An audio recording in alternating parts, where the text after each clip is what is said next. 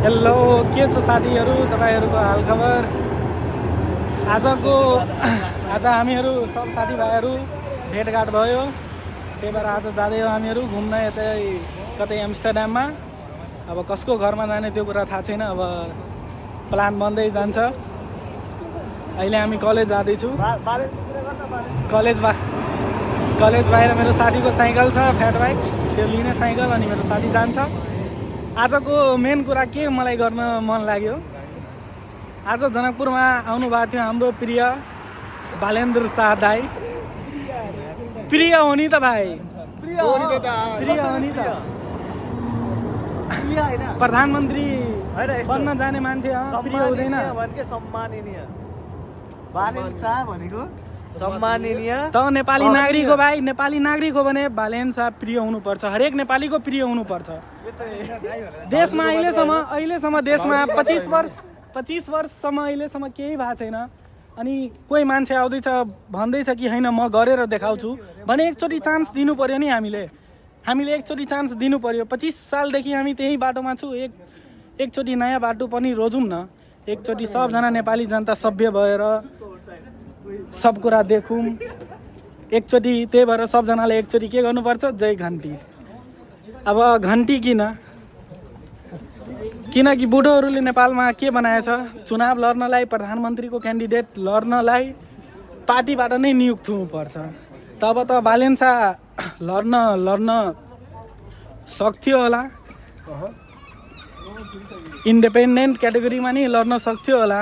तर हाम्रो देशमा त्यस्तो छैन कि प्रधानमन्त्रीको क्याटेगोरी सिङ्गली इन्डिपेन्डेन्ट क्यान्डिडेट भएर लड्ने। त्योले होला पनि बालेनले अब बालेन दाइले बालेन बनाइहाल्छ के बेला बिचमा होइन। त्योको लागि अब त्यो माफी हो, माफी गरिदिनु होला दाइ। अनि सबजना साथीभाइहरू कुरा के छ त्यो कुरा बुझ्नु पर्यो, त्यो नाममा नजाऊँ। को मान्छेले काम गरेर देखाउँछ त्यो कुरा गरौँ के। साइकल तेरो त्यहाँ छ भाइ, उता राखेको होइन। हामी अहिले हाम्रो युनिभर्सिटीनिर आएको छु, आइपुग्यो हामीहरू। अब यहाँ साथी मेरो साइकल खोज्दैछ आफ्नो साइकल। यहाँ के छ एम्स्टरड्याममा हेर्नु, यतिको बाटो, त्यहाँ मान्छेले गाडी पार्क गरेछ, त्यहाँ हाम्रो साइकल पार्क हुन्छ। यहाँ पुरै मान्छे हिँड्ने बाटो छ। हेर्नु मान्छे कसरी, कति राम्रो। नेपालमा त हिँड्न नि डर लाग्छ के मान्छेलाई। कति बेला कोहीले पछाडिबाट हानेर गइहाल्छ, गाडीले थाहा हुँदैन। त त्यो कुराहरू पनि यस्तो विकास हुनु पर्यो के। अब यस्तो विकास हुनु पर्यो, यस्तो विकास गराउनु पर्यो के। अनि त्योको लागि हामीले बालेन्द्र शाहलाई जिताउनु पर्यो।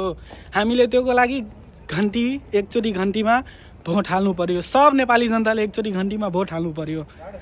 हेर्नु त क्या राम्रो छ, क्या राम्रो। हेर्नु लाइट छ, हरेक कुरा छ, मान्छेले सब कुरा सभ्य छ कि, सब कुरा सभ्य छ।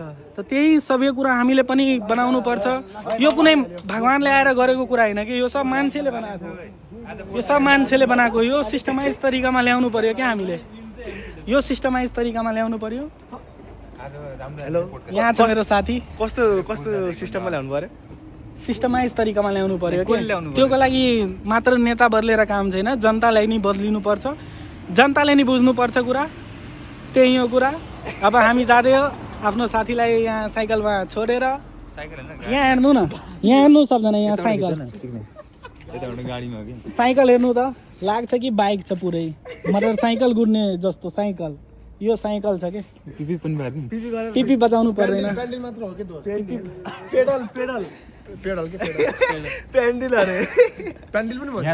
पाइडल भन्छ कि। अब त नेपाली मान्छेहरूलाई नि अलिकति मैथिली बुझ्नु पर्यो, मैथिली सिक्नु पर्यो। मैथिली यहाँ अब अलि बुझ्दैनौ केटाहरू। युरोप आएपछि अलि इङ्ग्लिस एक्सेन्टमा मैथिली बनाइहाल्छ कि। तर मिथिला हो, हाम्रो मिथिला राज्य हो, मध्य प्रदेश होइन कि, मिथिला राज्य हो, हाम्रो मिथिला राज्य हो। अब यहाँ छ साइकल, हाम्रो साथी साइकल कुदाउँदैछ। नेपालमा यतिको 1.5 लाखको बाइक आउँछ, यहाँ 1.5 लाखको साइकल छ। हेर्नु 1.5 लाखको साइकल भए पनि चलाउनलाई मजाको छ के, मजाको छ। एकजनाको मान्छेलाई एकजना बस्न नि मिल्छ। अब त्यो कुरा छोडौँ, पहिला यहाँ हेर्नु, यो सभ्य तरिकाले यहाँ हेर्नु त यहाँ पानी हुन्छ अनि यहाँ कार पार गरेको हुन्छ त पनि मान्छेलाई आपत्ति छैन कुनै आपत्ति छैन हेर्नु यहाँ आजको भ्यू नि हेर्नु क्या बबालको छ हेर्नु त यहाँ हेर्नु अहिले इक्जाम्पल गाडी नि चल्दैछ त्यहाँ मान्छेले आफ्नो साइकल नि निकाल्दैछ यहाँ गाडी आउँदैछ यतिकैको बाटोमा सब कुरा हुँदैछ त त्यो कुरा हामीले बुझ्नु पर्यो के त्यस्तो बाटो बनाउनु पर्यो त्यस्तो सब कुरा गर्नु पर्यो अनि त हुन्छ देश विकास अनि त हरेक कुरा हुन्छ अब आशा छ नयाँ नेपालको उज्यालो अहिलेबाट नै छरिँदैछ पुरै नेपालमा अब आशा छ त्यही कि राम्रो होस् नेपालको राम्रो होस् त्यही कुरा हो अब यहाँ हेर्नु त क्या बबाल भ्यू हेर्नु त यो एम्स्टरडाम त्यहाँ हाम्रो कलेज हो हामीले आज कलेज आएको थियौँ हामीहरू सबजना कलेज आएको थियौँ साथीहरू आज चाँडै छुट्टी भयो त्यही भएर सब साथीहरूसँग भेटघाट भयो यहाँ बाहिरको जीवनमा धेरै फरक छ कि नेपालको र बाहिरकोमा धेरै फरक छ मान्छे एउटा रुममा सुत्ने मान्छे पनि पुरै टाइम त्यो हुँदैन के भेटघाट हुँदैन म र मेरो साथीहरू एउटै कलेजमा पढ्छु तर फरक ठाउँमा फरक क्लासमा हुन्छु त्यही भएर कुनै बेला भेटिन्छौँ हामीहरू कुनै बेला भेट्न मिल्दैन विदेशको जिन्दगी त्यस्तै हो कि एउटा रुममा सुत्ने मान्छे त आफ्नो राति भेट हुन्छ सुत्ने बेलामा भेट हुन्छ बिहान जान्छ कहाँ जान्छ काम गर्न कलेज अब सब कुरा भने त सब कुरा सिस्टमाइज तरिकाको भने सिस्टमाइज तरिकाले नै मिल्छ त्यही हो अब आजको मौसम नि चिसो छ अलिक ल जाम हामी अब मासु भात हान्ने नि अब मासु भात हामी अब मासु किन जाने हो क्या कहाँ जाने हो साथी म एकदम एक्साइटेड छु मासु भात खानको लागि अब हामी सबजना याक्लाब जाने याक्लाबमा मासु किन्ने याक्लाब यहाँको मासु किन्ने ठाउँ हो राम्रो मासु पाउँछ त्यहाँ ताजा हुन्छ त्यो फ्रिजमा राखेको हुँदैन त्यति ताजै हुन्छ त्यहाँ अलिक बढी क्वान्टिटीमा सेल हुन्छ त्यही भएर प्लेन 45मा छ क्या तेरो घर नजिक त्यहाँ छैन वहाँ गएर फेरि तेरो घरमा जाने हो जाम न आज मेरै घरमा आज हाम्रै घरमा प्लान भयो क्या आज सब्सक्रिप्सन छ त के भइहाल्यो भाइ जाम न कार्ड छ के ल जाम अब हामीहरू के फोटो खिच न हेर यहाँ तिम्रो भिडियो गरिदिन्छु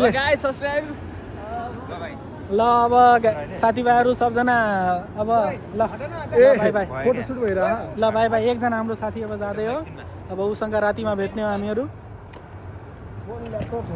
यहाँ अब इमोसनल सिन साथीभाइहरूको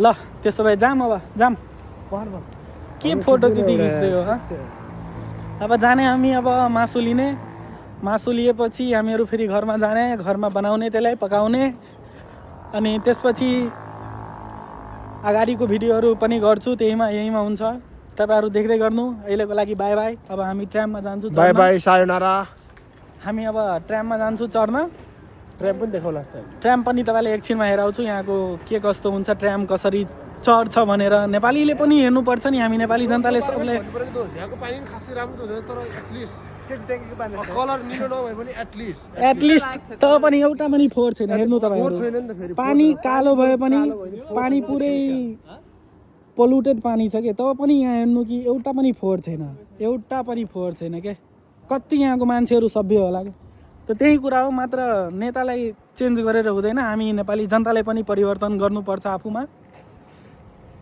उताबाट जाने हामी है कि उतैबाट थियो तर यहाँबाट नि जाम यहाँबाट जाम न उता पनि छ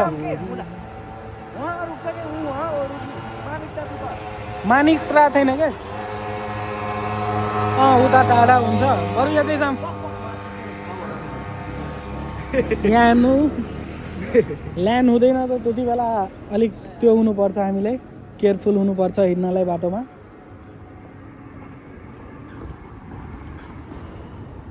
हेर्नु त यहाँ कसरी मान्छेहरू साइकल चलाउँछन् साइकल चलाएकै छन्। बुढो मान्छेहरूले यतिको उमेरमा त हामीहरू यतिको उमेरमा त नेपालमा ओछ्यान समातेर बुढा पिल्सिम खाएर हुन्छ। गफ हान्दै हुन्छ कि, तर यहाँ देशलाई बनाउँदैछ के, यहाँ देशलाई बनाउँदैछ। त अवसर आउनु पर्यो कि, अवसर हुन्छ भने मान्छेले आफै काम गर्छ त्योमा, अवसर हुँदैन भने गर्दैन। त त्यस्तो अपर्च्युनिटी आउनु पर्यो कि, त्यस्तो अपर्च्युनिटी हामीले ल्याउनु पर्यो। अब आउने नयाँ नयाँ युवा नेताहरूसँग यही आशा छ कि हाम्रोमा पनि अब यस्तो अपर्च्युनिटीहरू आओस्, मान्छेहरूले काम गरोस्, नेपाललाई राम्रो बनाओस् के। यहाँ बाटोमा काटेर राख्दैछ अहिले, बाख्रा छैन यहाँ, सेला काटेर झरे खाने कोही छैन, खाने कोही छैन यहाँ पनि। Habibi. जय नेपाल, जय Nepal, all is good. Indish. Nepal, I am Indish. इन्डिस, Sastrika Baji. Mayo curry. No सत श्री अकाल, Can you have piece? I know euro, bro. जय Nepal. €1, bro. No bro, Piece €1. No bro, we don't have euro, Ako 5 more. We don't have euro. यसलाई चाहिँ यहाँ छ यो जस्तै नेपालमा हुन्छ नि भिख माग्ने मान्छेहरू, नेपालमा हुन्छ नि भिख माग्ने मान्छेहरू अलि होमलेस टाइपको। इङ्ग्लिस नेपालमा त भिखारी भन्छ त्यसलाई, तर यहाँ त्यही मान्छेलाई यहाँ होमलेस भन्छ के। यिनीहरू बाटोमा ₹1, ₹2, €1, €2 माग्दै हिँड्छन् मान्छेहरूसँग। अहिले हामीसँग नि भेट भएको थियो, तर हामीसँग डलर छैन के, डलर युरो हामी आफै कमाउन आयो मान्छे।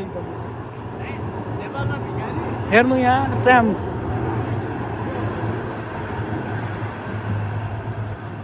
यस्तो चल्छ क्या, यतिको बाटोमा ट्राम चल्छ, गाडी चल्छ, मान्छे हिँड्छ, सब कुरा हुन्छ कि यतिको बाटोमा।